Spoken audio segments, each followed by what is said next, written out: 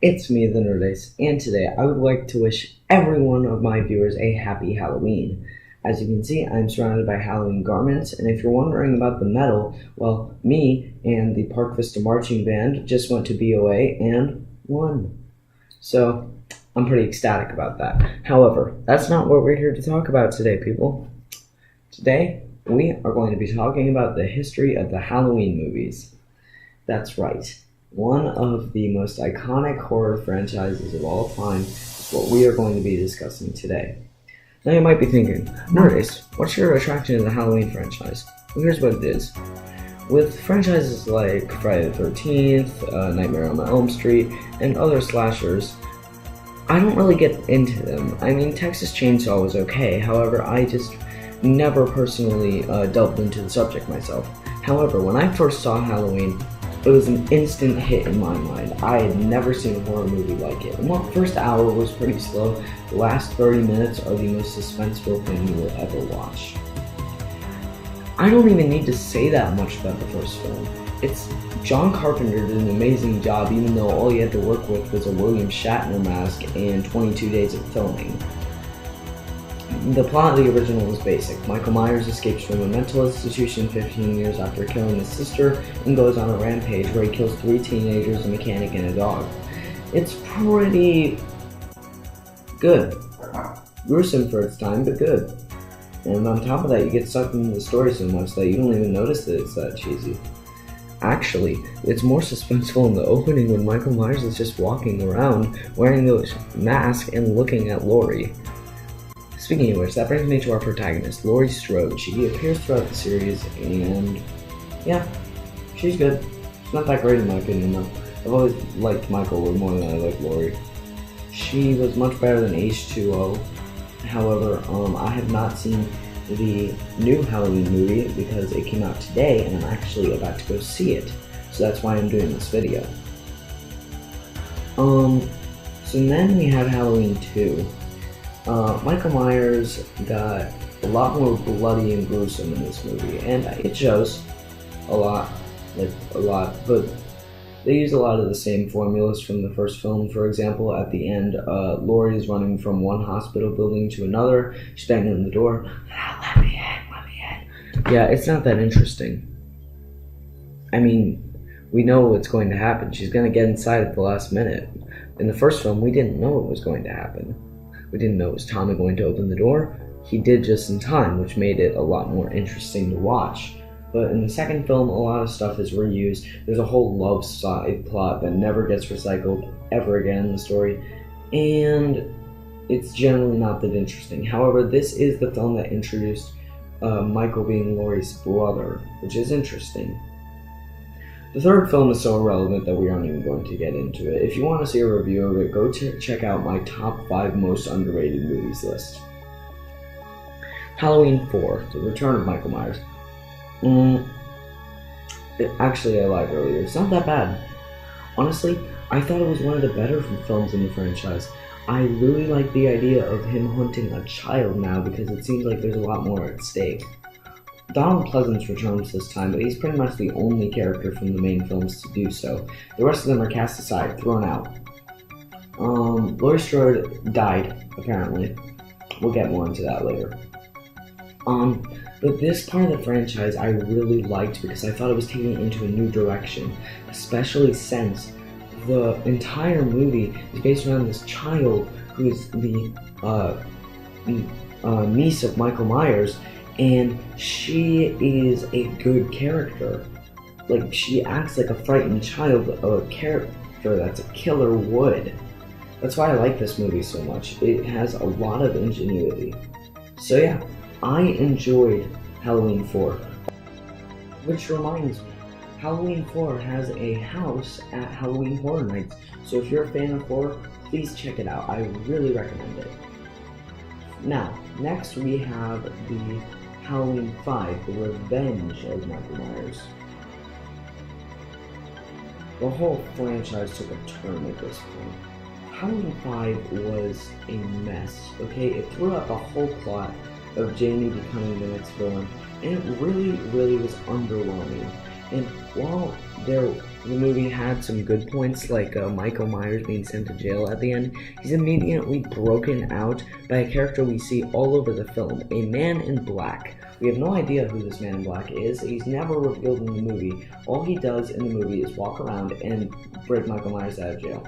On top of this, the teenage characters in the movie are so boring. They are not fun, and it's just really not, it's not good to watch, okay? Completely throws out the ending of Halloween 4, kind of reminds me of another movie down the list. We'll get there though. And that's all I have to say about it. I don't like it.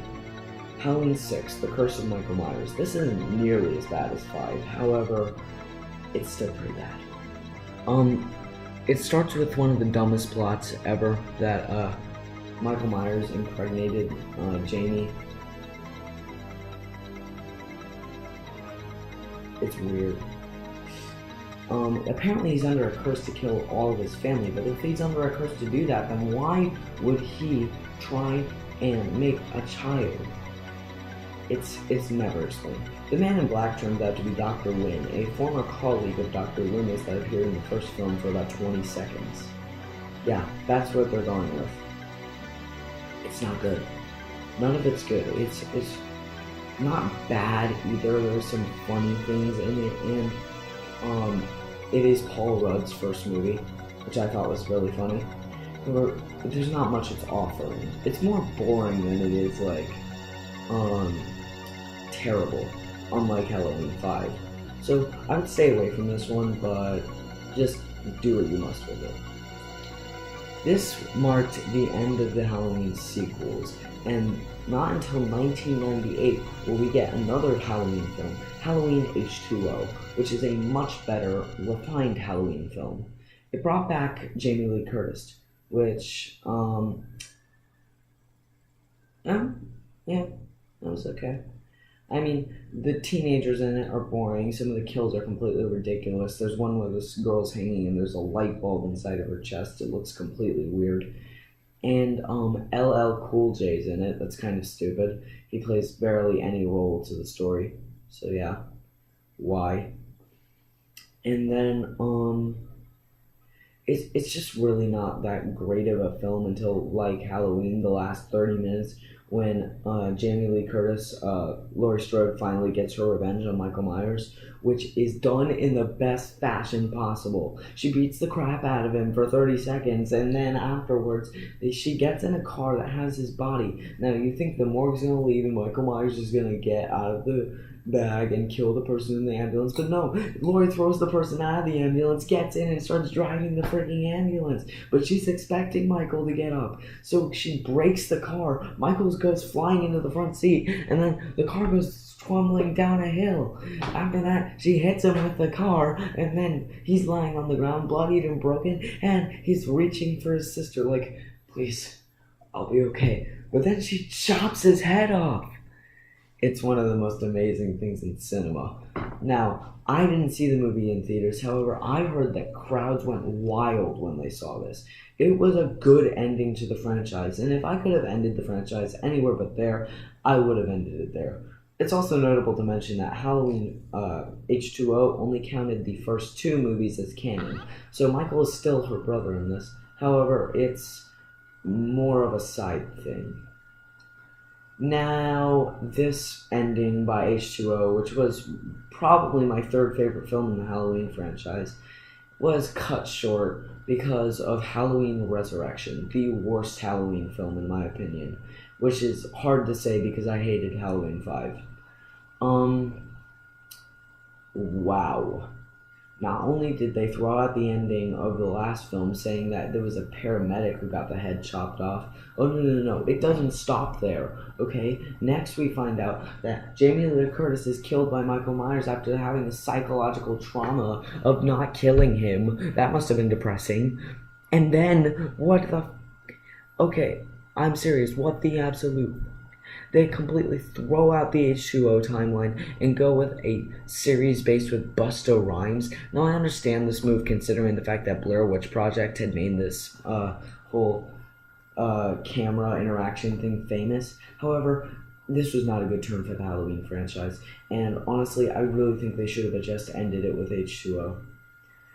I would not recommend watching this one. If you want the end of H2O to be the end, do not watch it. Do not watch it. I made the mistake of watching it. Halloween by Rob Zombie. Oh, God. Now, I don't usually count this on my list of Halloween films, considering this is another thing entirely, but I like the first film. Yeah, it's not that great. It had a lot of problems. I mean, yeah, it's pretty obvious why Michael Myers is such a tortured soul.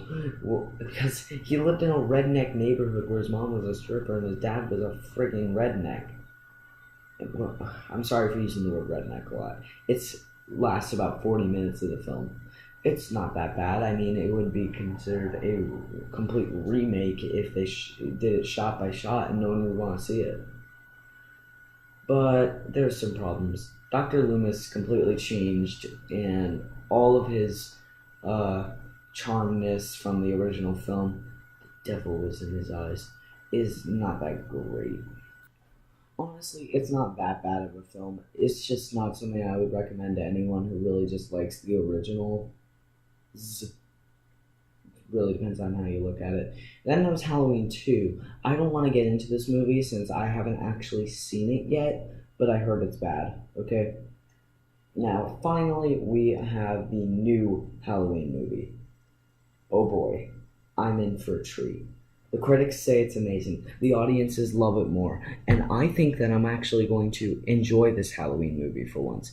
That is something I have not had since Halloween 4. Wish me luck on this, guys. And on top of that, I'm going on my first date today. So yeah. Anyways, please click that subscribe button below, and I will see you all next time. Thank you for sitting here with me, and I'll see you all. Bye now.